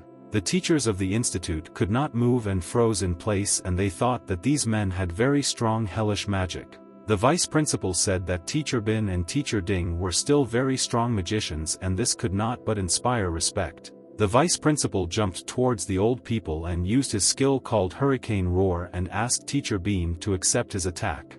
Zhuang asked what kind of weak breeze it was and said that Teacher Bin was busy and therefore he himself would become his opponent. Zhuang concentrated and used a skill called Divine Light Barrier and wanted to put a defense in front of himself. And suddenly a huge wall appeared in front of Zhuang and Zhuang said that he had been training the mastery of divine light for many years. The vice-rector thought that it seemed that it was not in vain that words about this unfortunate barrier had spread because one small barrier was able to defeat its tongues of wind. The vice-rector thought a little and told the old man to try his technique called point impact, and unexpectedly he managed to break the barrier with his bare hands. Zhuang said that who would have thought that he would be so talented and would be able to master both areas, because ordinary people spent their whole lives to master one skill. The vice-rector said that he conducted an investigation and found out that they had resigned as teachers, and 5 years ago he came to their university and became a guest elder. But suddenly Zhuang wanted to attack the vice-rector and said that sometimes it would be better for young people to moderate their ardor, because a lot of knowledge could cause a lot of trouble. And after their collision there was a huge noise, and Xiaoxi's mother heard this sound coming from the tower and thought what was happening there. The woman thought that her son had problems, and it seemed that she had no other way and would have to use it. And suddenly at that moment the woman began to change her appearance and told her son that his mother still wanted to spend many years with him. Zhuang asked the woman not to move and said that it was a cry of pain that the monster made, and this meant that her son was okay. The woman wondered if this was really true, and the snake suggested that the old man did not lie to her and was telling the truth. The woman believed Zhuang and said that this way she could spend a few more years with her son Xiaoxi, because lately it had been difficult for her to restrain her strength. Meanwhile, somewhere far from this place, a man said that it was only for a moment, but the gate spotted Xiaoxi's mother somewhere in the southern desert. Meanwhile, in the Tower of Empty Souls, Lei was lying on the ground, and Xiaoxi said that he was lucky because a couple of pieces of debris just fell on him, and if it weren't for his knife, he would have been dead. The girl told the guy that it seemed like the monster had gone crazy because he couldn't find them, and so he started indiscriminately destroying everything around him. But suddenly at that moment Xiaoxi's weapon broke, and the guy said that this was his dad's favorite sword, and returning to Earth he would break his neck for it. But despite the fact that the guy remained unarmed, he still had a chance of repeating this crazy and huge monster. Xiaoxi wanted to attack the monster and bring down his heavy blow on it, and said that he would finish it off with one blow, but the monster jumped and dodged the blow. Xiaoxi told the monster that this speed was not suitable for his size and asked him for permission to allow him to hit him with his fist once. But the monster suddenly began to spit water, and he filled the entire room with this liquid, and the students were very surprised by this. Xiaoxi got angry and asked the monster why he was vomiting drool, and he started cheating if he couldn't win in a fair fight, and it was very mean. The guy noticed that the water level in the room had increased, and, moreover, it seemed that after losing his paw, the monster had become more agile and it was difficult to hit him. And besides, the guy didn't know how to swim, and at that moment Ling Shi laughed and said that she was also afraid of water and didn't know how to swim. Xiaoxi thought that he had an idea, because before time travel, he bought one inflatable yellow duck and it was still lying around his house. The guy was summoning an inflatable duck, and unfortunately his prizes weren't strong enough yet, so he couldn't summon a motorboat. Xiaoxi started to cheat this duck and asked his comrades to hold out for a few minutes because this business was quite grueling. Xiaoxi inflated the duck and they managed to escape the flood, and finally they could rest for a couple of minutes because they had no strength left. But suddenly at that moment the protagonist's sixth sense sensed danger, and he became wary and prepared for the expected defense. And then suddenly that same huge monster appeared in front of them, and the guy used wind magic. Ling Shi asked why he could already use this magic. Xiaoxi said that when a magician's soul reached a certain level, then she could begin to use other types of simple magic. However, she would not have the same power as her type of magic, and the effect of the magic would be much weaker than the magic of the carrier. Xiaoxi pulled away from the monster and said that it was a jet boat, and said that there was a small platform ahead and asked everyone to go up there. In fact, it turned out to be a column with a picture of a frog, and Xiaoxi said that sitting on a hard stone was pleasant, and this time they were definitely safe. But suddenly, when nothing foreshadowed trouble, the monster began to break the column, and all the students were very frightened by this action of his. Xiaoxi was shocked and assumed that this creature seemed to have intelligence, and he did not know what to do next if she broke the column. Xiaoxi thought that he had to quickly come up with something, because there was no point in giving in to a fight with him underwater, and they would have fallen now. And then Xiaoxi remembered how fishermen in the village used electric fishing rods. All you had to do was put it in the water and the fish would lose consciousness and jump out of the water. Now the monster was underwater, and he would not have been able to hit him with such force that this Hulk would lose consciousness, but he could feel bad and jump out of the water. Xiaoxi thought that the main thing was that he did not need to miss the moment to attack the monster, because there might not have been a second chance. But the guy was thinking about how it was possible to shoot him down at the moment when he was jumping, because he had absolutely nothing left and the dagger and knife were broken. They began to fall into the water and Xiaoxi said that they did not have time to think and let the monster first jump out from the shock of electricity, after that they would figure out what to do next. Xiaoxi used the element of lightning and shouted with all his might, hit the water with electricity and hoped that it would work. After that, the monster jumped out of the water and Xiaoxi said that now he should try to use the already proven attack. Xiaoxi told the monster that in the air he was helpless and even if he could foresee its movement, it would not help him and he would not be able to hide. The guy thought that he needed to call on something that could save his life and deal with this huge monster once and for all. But suddenly at that moment a disc with a book appeared in his hands and the guy did not laugh and said that this is what he dreams of in the face of death. The guy was sorry to part with such discs because it was the last edition and he threw the disc at the monster's eye and suddenly dismembered it in half. Ling Shi couldn't understand why he had such an expression on his face. It seemed to her that he had experienced mental trauma or because he used the element of lightning. Ling Shi pulled the guy out of the water and told dear Xiaoxi that this time they all relied on him and thanked him for saving her. After that, the girl kissed the guy and the guy was still crying and couldn't believe that his rare edition and his rare CD were gone. At the same time, Lolita appeared outside the Tower of Empty Souls. She said she finally got there and told everyone to stop fighting. The girl said that they had a great time there and that they didn't even notice her, but she said that she wouldn't stand here idle and would start acting. Immediately Lolita began to use forbidden magic called the Chain of Confinement to calm all these men who did not want to stop. The teacher said that she could not fulfill her powers and the vice-rector added that even she and the old man could not do anything about it. Zhuang said that this girl took them by surprise and the Golden Lion said that the rector was cheating and they foolishly fell into a trap. The girl told the people present that they were fighting so hotly that they did not hear that the grandmother was talking to them. The girl ordered the little ice snake not to move and said that otherwise she would have gotten it too and said that she was saved by the woman on her head. Xiaoxi's mother said that she seemed to have seen this girl somewhere. The snake said that the rector was still as hot-tempered as before and she was a scary woman. Zhuang called the girl an old woman and ordered her to quickly let them go and said that a matter of life and death was being decided there and she had intervened in the conflict in vain. But suddenly at that moment the girl hit him in the face and asked who he called the old woman. Zhuang said that she was only a year older than him. Lolita told the old man who did not want to die that he led a campaign to the Tower of Empty Souls and if outsiders knew about it, they would not have avoided problems. The girl said that their magical military university had maintained its reputation for many years and would never have been replaced by other educational institutions on the continent. The girl told the snowman and the golden lion that she could understand that Zhuang did it. Why did they interfere in this?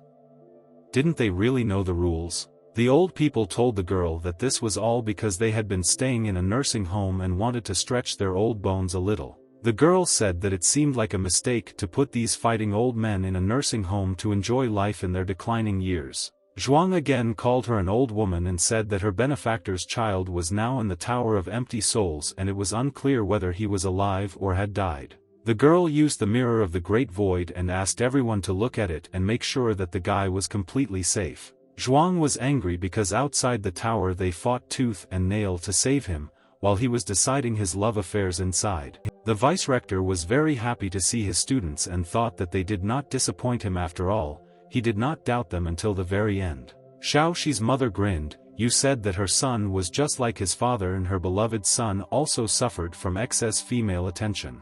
The girl said that they themselves saw that he was completely safe and besides, she found out that the monsters from the first level were completely defeated by them. And even a monster of the royal rank, a magic frog, was also killed by them and this indicated that these children were very talented. However, the girl said that the 30-day ban still needed to be fulfilled because it was the rule, and tomorrow she would ask that food be brought to the three of them. Finally, the girl asked all the people present if they had any objections, but everyone silently agreed with the girl. Xiaoxi's mother said that the main thing is that her son Xiaoxi is safe and thanked little sister Lolita for her kindness. Lolita was happy to hear that someone called her little sister and this meant that she still looked pretty good for her age. Lolita said that what great people looked into their remote lands and said that in the future the university would no longer be such a quiet and peaceful place. At this time, in the Tower of Empty Souls, Xiaoxi was thinking about how he slept very comfortably on something very soft and suddenly noticed that he was sleeping on Ling Shi's lap.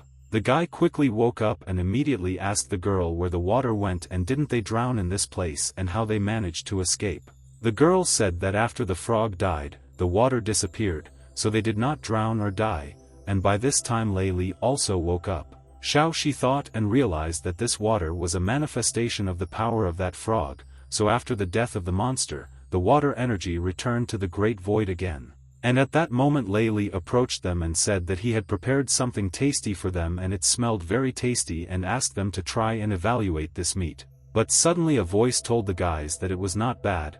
I could not defeat the magic frog and asked them to go up to the next floor to find him so that he could give them power.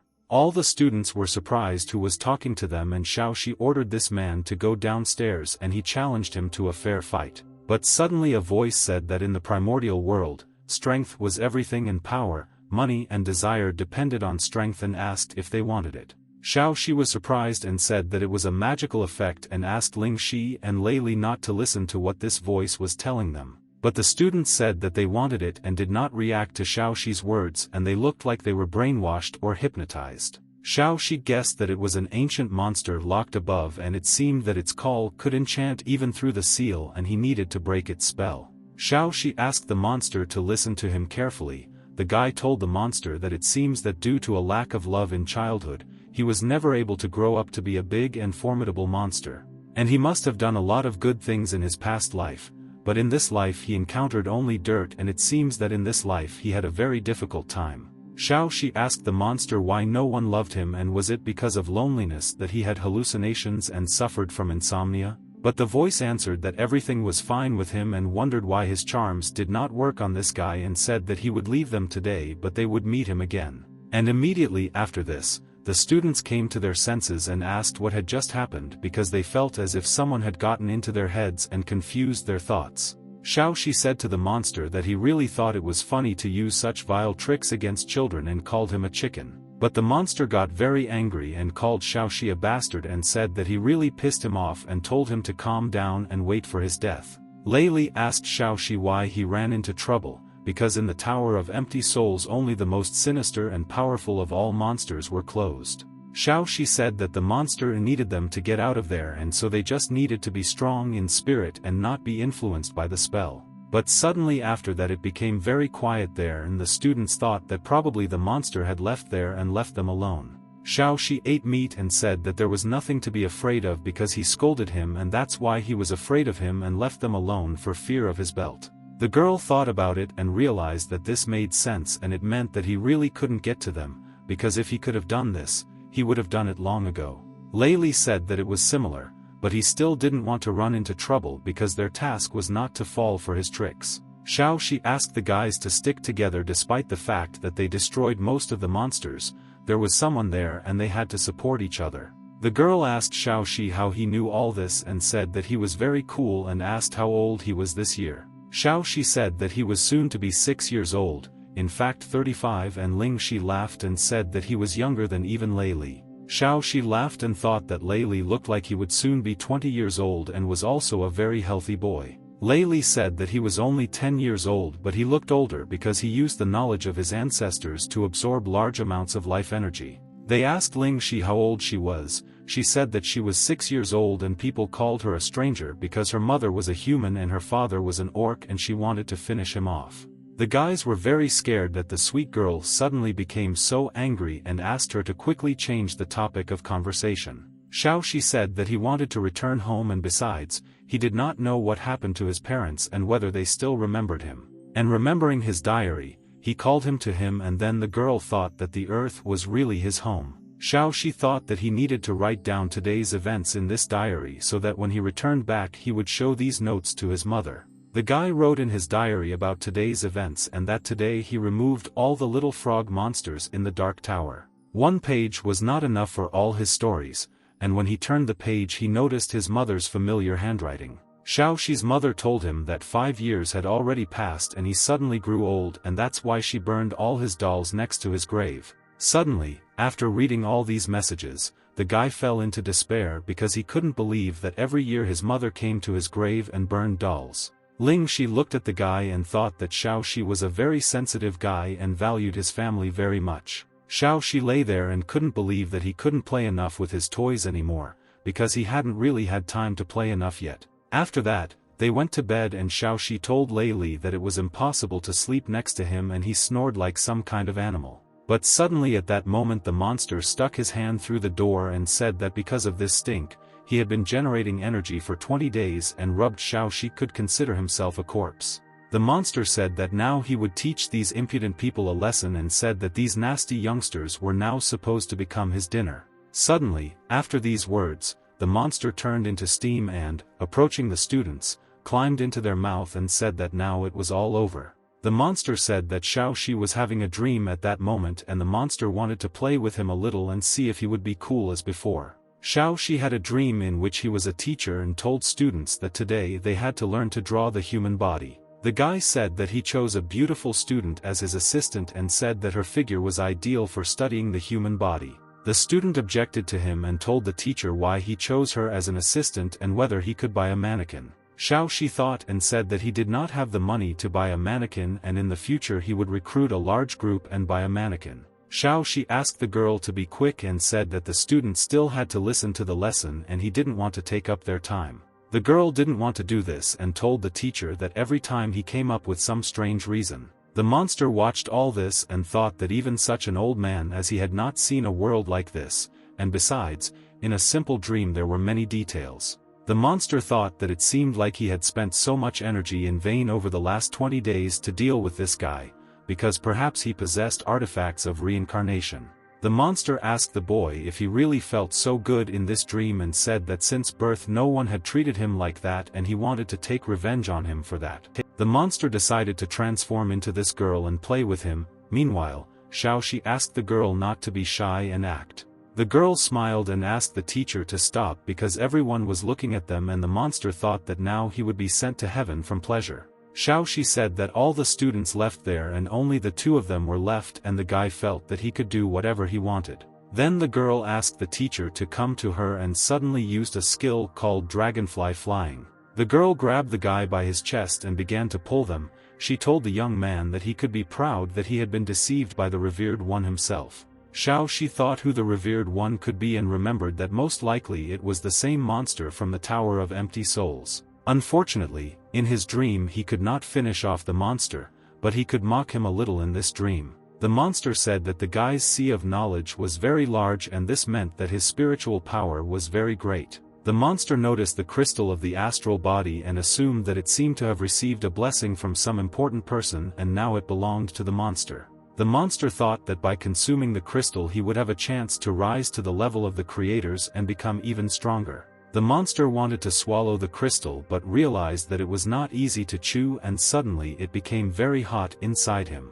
Unexpectedly at that moment the monster was tied up and he thought that it was really the protector left by the creator. And then suddenly Xiaoxi appeared in front of him and saw the one who burst into the sea of his consciousness and ruined his sleep. Xiaoxi said that he had not had such a good sleep for a long time and how dare he encroach on him and ruin everything. And suddenly chains appeared in front of the guy and Xiaoxi said that this was his sea of consciousness and everything there was in his power. The guy tied up the monster and asked how he dared to do this to him, because the revered one was close to God and he could still be useful.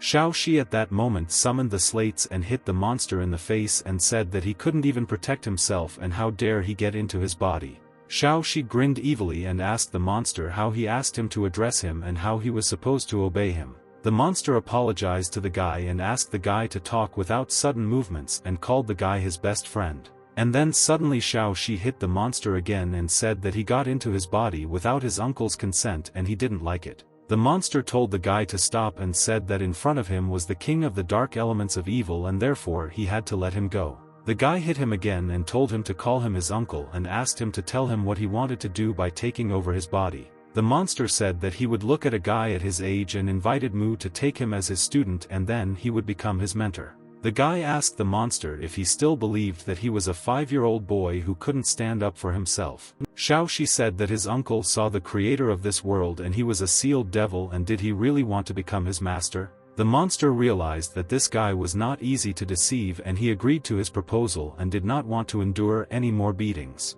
The monster said that he wanted to use them to plant the seeds of his consciousness in their sea of knowledge and in the future absorb them in order to leave this prison. Xiaoxi did not expect that in his sea of knowledge, the creator left a trap for such idiots like this Dark King. Xiaoxi asked the monster if he was not imprinted and how he was able to separate his little clone to penetrate their spiritual consciousness. The monster said that he had been sitting under this seal for tens of thousands of years and it greatly limited his capabilities, but over time it began to weaken. The guy said that it was that this scoundrel was able to separate the small clone to delve into his sea of knowledge and said that they would settle the score. The Dark King was very surprised and told the guy that the revered one had fulfilled his promise and generously answered his questions. The guy hit the monster again and said that he had recently learned a forbidden technique for absorbing the souls of elemental spirits. The Dark King told the guy that his clone was exhausted because this was his half of the power, and he begged the guy to let him go. Xiaoxi smiled evilly and told the monster that it seemed he was not so strong because he was locked on the top floor of the tower. The monster said that the revered one was a dark spirit born from chaos, and from the moment of his appearance he did not submit to anyone. The guy said that then he would absorb it to strengthen his strength, and at first he wanted to share the knowledge about granting the level of creation. The Dark King was very surprised and asked if he really knew a way to overcome the level of creation of the world, and also wanted to conclude a contract. The monster said that they agreed because he was stuck in this tower and he had to break through the level of the original world. But suddenly at that moment the Dark King thought a little and asked the guy if he really belonged to dark energy. Xiaoxi asked what kind of dark energy he was talking about because he had no idea what he was talking about, because after being reborn he became a 5-year-old boy. The monster told the guy that he had learned so many practices and did not know basic things, and said that signing a contract with a spirit of a different essence would interfere with both. The monster said that he would find out everything by touching his forehead, and at that moment the monster felt that he was safe with him. But suddenly the monster told Xiaoxi that he possessed the energy of primordial chaos, belonging to a mixed type of light and dark. An ordinary person could only sign a contract with a spirit of the same essence, but possessing the energy of primordial chaos, he could sign a contract with spirits of different energies. The monster noticed that the guy's predisposition to light was hidden too deeply, and if he had not touched it, he would not have felt it. Xiaoxi remembered that the vice-rector told him that he had a good combination of strengths, but why didn't he tell him anything about the mixed type? While the monster was talking, Xiaoxi remembered that when he withstood the mental pressure of the head, a black shadow appeared behind him. The monster said that at such a young age, Xiaoxi showed affiliation, and in that case, signing a contract with him would not be considered an insult. The guy asked the Dark Lord to stop talking and said that he agreed to sign a contract with him and approached him. Today, Xiaoxi and Evil signed a 25-year equal contract, and now both parties had to take care of each other. The Dark King was glad that they signed the contract, and now he had a source of energy, and now he could show his true colors. The monster asked the little guy not to dirty his pants when he saw his true appearance, because he was the strongest Bogle wolf in history. Xiaoxi was very surprised and asked the Dark Lord what kind of wolf god he was talking about, and was it really his fake appearance. The Dark King began to transform and asked the guy if he was afraid when he saw the powerful and stunning appearance of the revered. But unexpectedly, when Xiaoxi expected something terrible, at that moment the Dark King turned into an ordinary husky dog. Xiaoxi called him a liar and said that he was an ordinary husky. The monster said that this appearance was personally created by the revered white wolf She. Xiaoxi was surprised if he was really talking about the wolf goddess She, and it seems it was the creators who sent him to this world. Her name was She, and she was a half-breed like Ling Shi. She used the heart of his world to create various types of animals and other organisms, and it turned out that she was the creator. Xiaoxi asked the monster if he was also a half-breed, but the monster said that he was a purebred black wolf. A long time ago there lived a powerful black god of wolves, but because he possessed dark energy, people considered him an evil spirit and constantly attacked him. Not a day passed without a fight, and more wounds covered his body, and one day he was given a terrible wound and his strength left him. And thinking that in this world there was nothing worth living for, the white wolf goddess she suddenly appeared. With the help of her great power, she brought the wolf who had fallen asleep in eternal sleep back to life and, giving her scarf, asked him not to fight anymore. The girl said that perhaps his fur was very black so people were afraid of him, and added a little white color to him and said that all people loved cute animals. After that, he turned into a husky and thought about whether the goddess would like his new look, because the girls probably liked him. He thought that he should win her heart so that she would continue to communicate with him and wanted to approach the white goddess. But suddenly the dog tripped and fell to the ground. He realized that he was not yet used to this body, and how could he disgrace himself like that? After that, the white wolf goddess came up to him and picked him up and said that he was a very cute animal and she liked him. But the goddess disappeared, and he suspected that after she reached the level of creation and something terrible happened to her, and so he wanted to rise to this level and find out what happened to her. He could not even think that she was trapped on Earth and could not return to the original world, and therefore he was obliged to go to Earth and save her. Xiaoxi told the monster that he turned out to be a nice guy and asked why he was locked in the Tower of Empty Souls because he turned out to be very good. The monster said that several thousand years ago he passed by this university and went into the Pavilion of Miraculous Medicines where he drank the elixir of pure spirit and was immediately locked by a witch.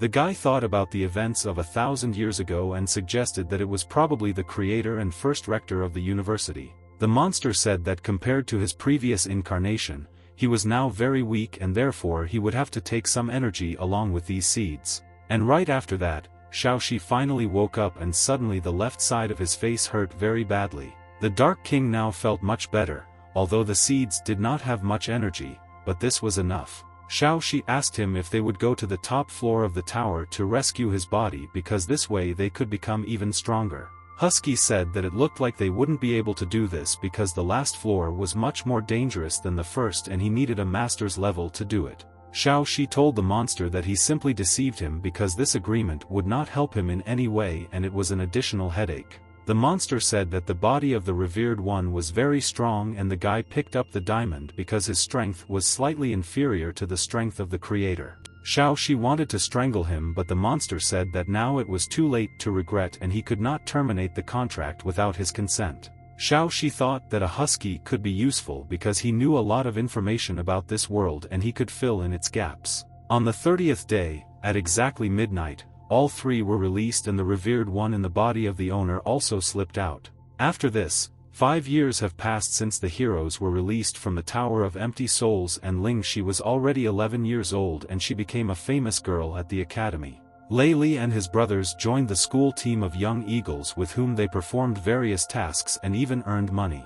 And it turned out that the head of the university sent them to the tower not to punish but rather because he wanted to train them. And Xiaoxi had not forgotten about his goal at all and he needed to save the world, but he lay on the bed and slept soundly without thinking about anything.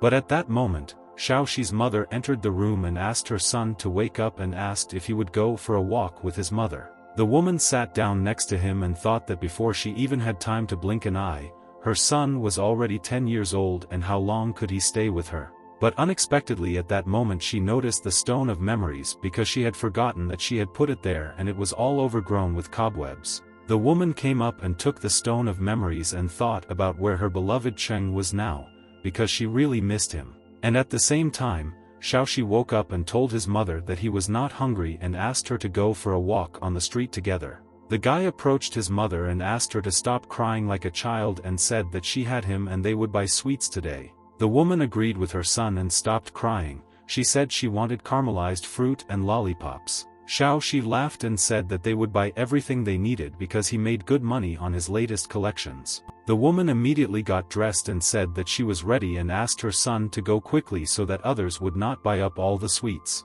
Xiaoxi thought that this man abandoned his mother and little son, and if he were alive, he would want to find him and settle accounts with him.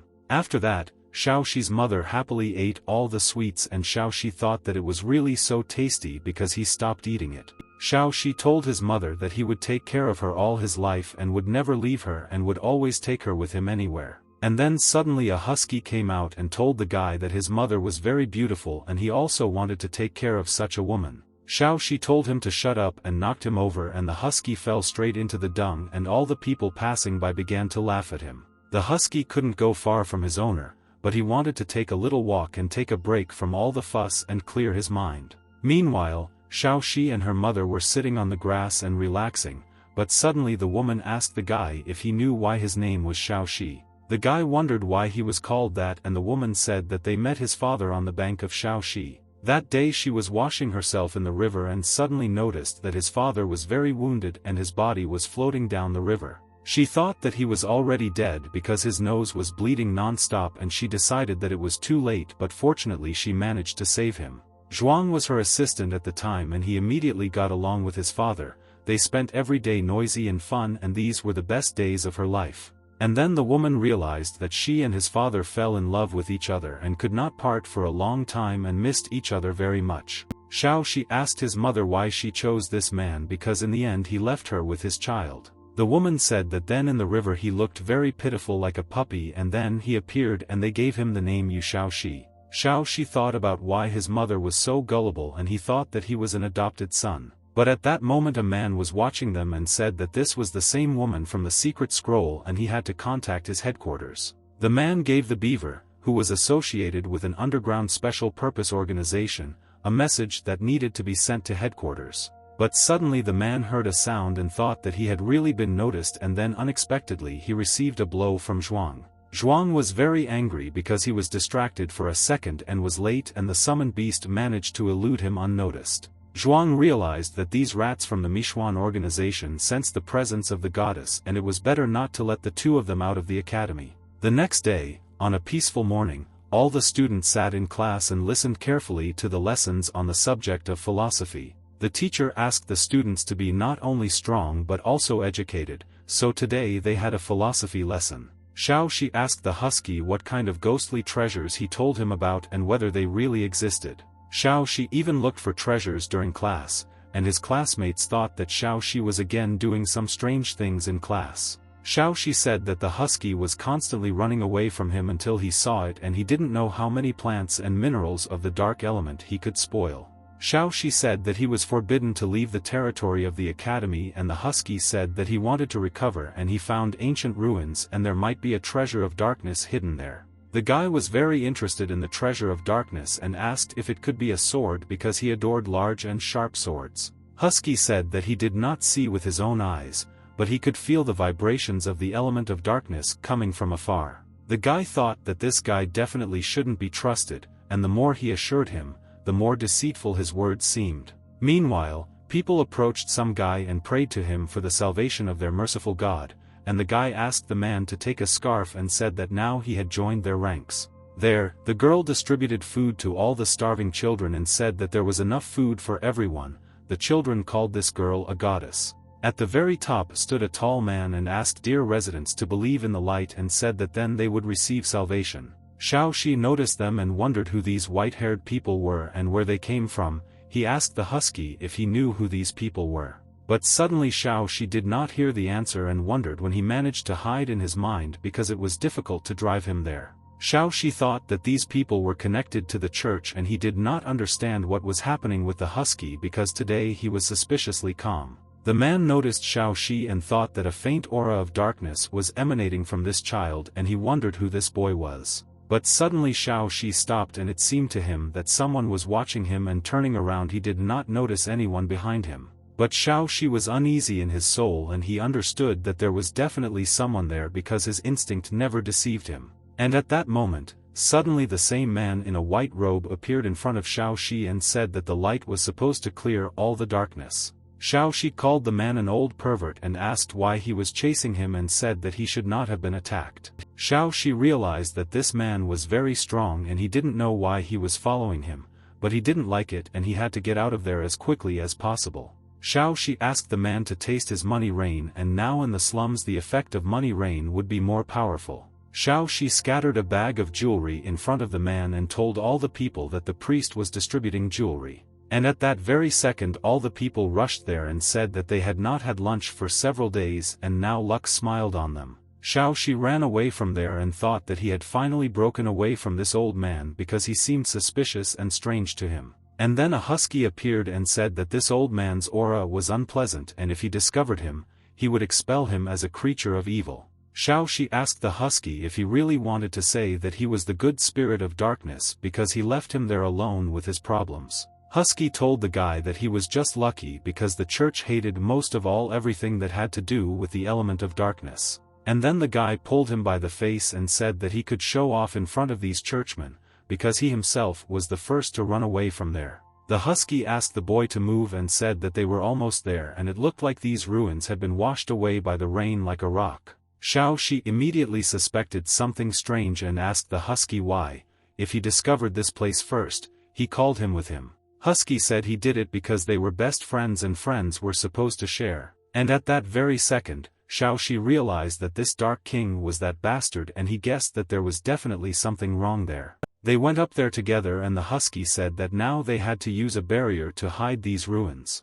But suddenly the husky noticed someone and asked what they were doing there and did they really want to steal his treasure? Xiao Shi asked him not to shout and said that let these people go first and scout out all the traps for them. There was a guy standing there and he told Captain Wataru that they were at the place where terrible screams were heard and the barrier was erected and they could move on. Wataru thanked his comrade and the girl from his team said that their task was to find out the unusual things that were happening there. Captain Wataru asked his men to go faster and if they finished this job early, he would treat them to dinner. Suddenly Xiao Shi looked at this Wataru and said that he recognized this scumbag and he had met him before. A few hours earlier, Wataru approached Xiao Shi and said that he beat up his friends from the Young Eagles and said that if he admits that he is trash then he will let him go. Xiao Shi asked if he was talking about what happened at the school gates and asked why he had to pay him and who he thought he was. Wataru called him a bastard and said that his brother Du Jun was not to blame for anything and it was Xiao Shi who was to blame for everything and he wanted to make him regret it. But Xiao Shi dealt with Wataru without any effort and said that he was a stupid older brother and asked him to go himself and find out about everything. But then Wataru bowed to Xiao Shi and asked him for forgiveness and said that he acted very recklessly and stupidly. Xiao Shi looked at all this and thought that he really hit the poor fellow so hard that this guy went crazy. Wataru asked Xiao Shi to always be by his side and protect him, but Xiao Shi thought that he was a strange guy and quickly ran away from there. Husky heard about this story and started laughing non-stop and said that every time he saw this guy he immediately remembered it. Xiao Shi asked the husky to go and said that the barrier had already been installed and they had already gone inside and if they were late, then there would be nothing left for them. Xiao Shi, because of the seal, it seemed that there was only a forest there and he wanted to make a small hole in this barrier. And it was good that Xiao Shi remembered where the entrance to the ruins was and began to cast a spell and everything worked out for him.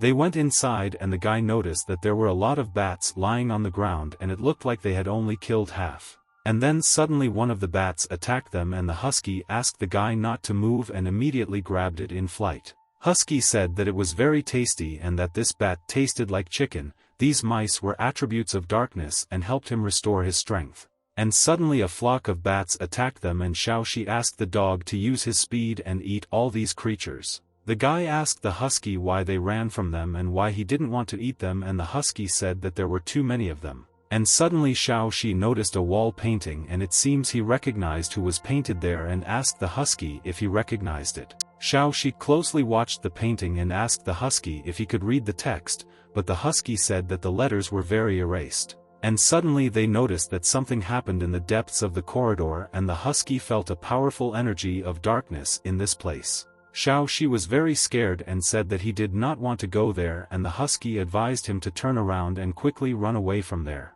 But the guy calmed down and said that he didn't care about this monster and he wanted to see who was making such sounds. The guy boldly walked towards the corridor and the husky said that he was very brave and looked like his goddess in this quality. But suddenly Xiao Shi noticed the lifeless body of a girl from Wataru's team on the wall and realized that they had serious problems. And then suddenly an arrow made from a bone began to fly towards him and Xiao Shi grabbed the arrow and asked if he had really finished off all the people from his school.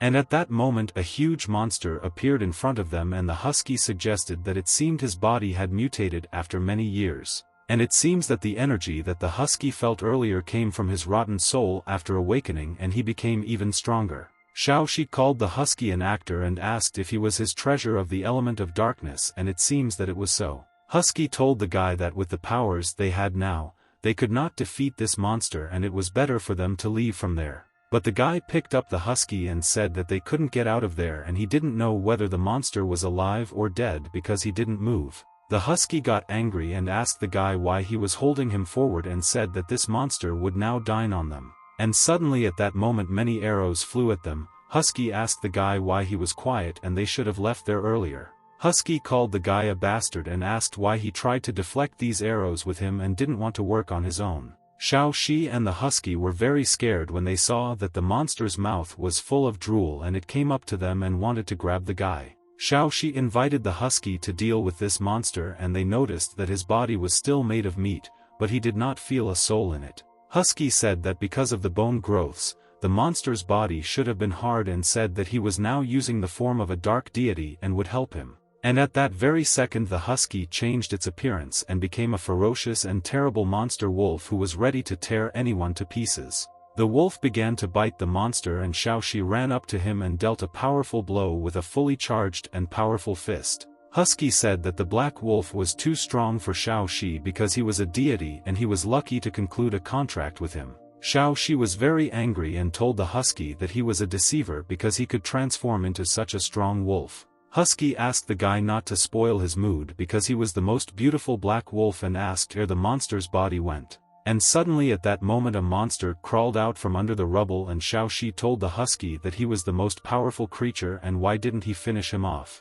Suddenly the monster became even fiercer and more dangerous and shot many arrows at them and he became very angry and started screaming.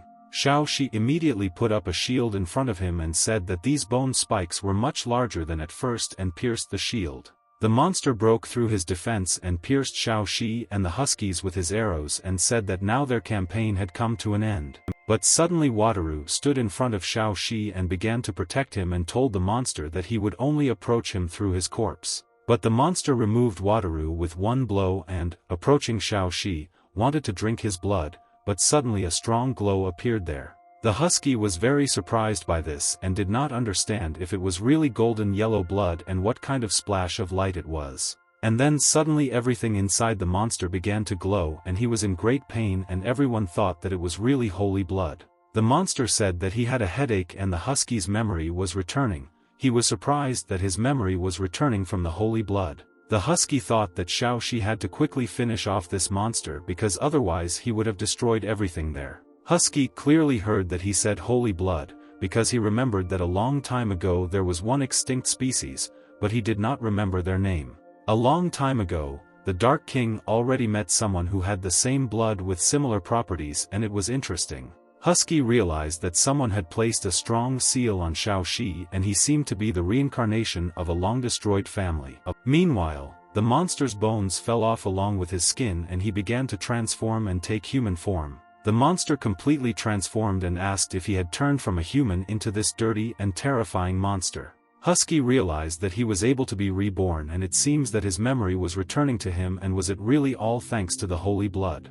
The guy said that his strength was already at the demigod stage but his memory still eluded him but he still had his strength. The guy said that he rose from the dead and in his previous life his name was Emperor Mo and now they should call him Emperor of Bones. The Emperor of Bones said that he returned from hell and the saints lied to him and he wanted to take revenge on everyone for this vile act. Husky asked Xiaoxi to quickly leave from there because this bag of bones was spreading the breath of God around itself and it was dangerous. The Emperor of Bones said that Xiaoxi was from the line of gods and attacked him and wanted to end his life in memory of his dead wife and daughter. The Emperor looked at the husky and asked if he had seen him before because he felt a divine blessing and was he really that dark wolf. Husky asked the Emperor if he really knew his name and told him to forget about it because soon he would begin to remember people from the past. Husky looked the Emperor of Bones straight in the eyes and said that it seemed he had awakened because of this boy's holy blood. He said that he was right because he had previously read in books about the sacred battle of Emperor Mo with a whole family of holy people. The Emperor of Bones told the husky that it had nothing to do with him and all the saints were his enemies and this guy Xiaoxi had to die too. Husky said that he had already heard about this before and in order to destroy the entire clan of saints and incinerate their souls he had to shed rivers of blood. Husky told the Emperor that he was not the ancestor of this boy.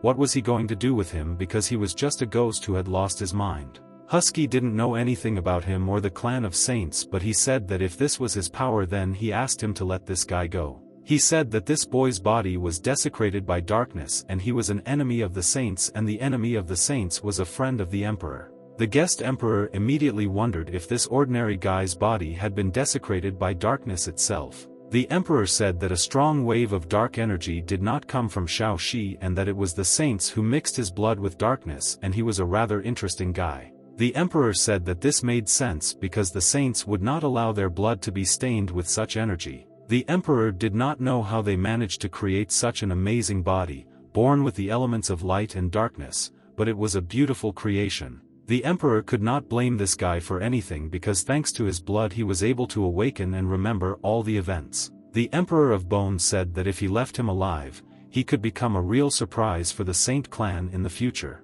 Husky was surprised that the emperor had really recovered so much that he had already learned to fly, and it was incredible. Husky told Xiaoxi that they had better serve this Emperor of Bones, otherwise they would not be alive today. The Husky asked Xiaoxi to wake up, and the guy asked if he had also died, and they had now become ghosts together with him. But suddenly the Husky hit the guy with all his might and told him to come to his senses, and said that they were alive and healthier than everyone else. Husky said that in order to save the guy he had to pay too high a price, and he was a real hero. Husky smiled and told Xiaoxi that he was now his savior and asked how he wanted to repay him. Xiaoxi believed the Husky, and it's good that he survived, and offered to get out of there in order to become even stronger in the future. Suddenly, at that moment, Xiaoxi noticed a pebble on the ground that was exactly the same as that on the chest of this monster. Husky said that it was a soul stone and it was used to confuse them and not let them know that this monster was made of a person. Husky said that this stone was very fragile and it was broken, and it was scary because this stone was a very valuable stone, and suddenly he ate it. Xiaoxi got angry and said that he was the one who found the stone, and the Husky replied that this stone perfectly replenished his strength and energy. Husky said that if Xiaoxi wanted, he could turn into his favorite sword, but first he needed to find a place to replenish his strength. The Emperor of Bones wanted to fly away from there. Suddenly on the way he met that same priest, and the priest said that he did not expect that he would wake up so soon. But suddenly the priest told the emperor that he could not let him leave because he would have been in big trouble because he was a sinner because of the past. The emperor was surprised and asked the priest if it was he who left him to rot there in eternal torment, half a man and half a monster. The priest said that the old man just wanted the emperor's memories and pain to disappear, but he was able to suddenly awaken. The priest became very interested and asked Emperor Mo how he managed to awaken before his death and whether he could tell him about it. But Emperor Mo immediately took out his sword from the bones and said that they could chat slowly and they had a lot of time. The priest told the emperor that he could now die at his hands and began to cast a spell called Prison of Light and locked the emperor. Emperor Mo said that he should have stopped giving in to this old man and suddenly broke the prison with one swing. The priest was surprised because the emperor was supposed to become an undead pile of bones, and did the saint really help him, and he approached the level of a demigod. The Emperor of Bones moved towards the priest after a long fierce battle. The emperor managed to impale him with his sword. The Emperor of Bones told the priest to rest in peace and go to another fucking world, and yet in vain the priest stood in his way. The Emperor of Bones took his sword back and said that after everything they had done, the gods would try to turn their bodies into bones. The Emperor of Bones resolutely said that those who dared to destroy his house would die one by one without mercy. But suddenly, at the moment of his fall, the priest commanded the holy sword of light in the name of God and suddenly pierced Emperor Mo right through. The priest started laughing and said that the emperor had regained his memory, but his pathetic tricks were still predictable. The Emperor of Bones became very angry at this action of the man and called him a rogue and asked why he did not fight him in a fair fight. The priest said that a long time ago, the god of war Huang Mo destroyed the entire clan of saints and even incinerated their bones, and he did not want to touch such a dirty creature like him. The man easily landed on the ground and laughed and said that he was just an ordinary minor priest. The emperor asked him to stop talking nonsense and asked who he really was because a strange aura emanated from him. The Emperor of Bone easily healed his wound, and the priest said that he was getting stronger and it was annoying him. The emperor used bone harvest and wanted to crush the priest, but unexpectedly he was able to move and escape the bone's capture. The priest instantly appeared on the other side and told the emperor that it was close, and he was even a little scared. But suddenly the emperor used bone control and the priest wondered what kind of power it was, and suddenly his bones began to come out. The priest told the emperor that his attacks were still weak and he wondered how strong he would become if fully restored. But suddenly the priest grinned and said that the more he used the power, the stronger his attack would be, and now the emperor was finished. The emperor told the priest that he was from the Holy Clan and was his enemy and asked why they destroyed his house and used his body. The emperor ordered to answer him quickly, but suddenly he changed his mind and realized that this should have been a seal controlling his consciousness. And at that moment, Shaoxi's mother noticed thunder in the sky and thought that something was happening there, and for some reason she was very uneasy. The emperor was furious and asked how he dared to put a seal of control on him. He returned there from hell and could not forget about his relatives and finally said that he would never forget them.